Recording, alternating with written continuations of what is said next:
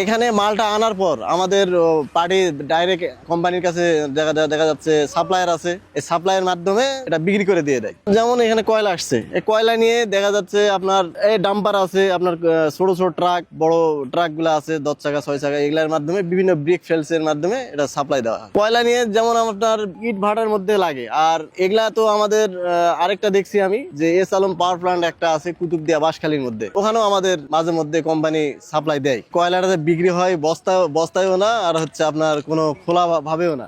মালটা এখন আমাদের হেড অফিস হচ্ছে ঢাকায়, দ্বিতীয় অফিস যেটা নারায়ণগঞ্জের মাধ্যমে।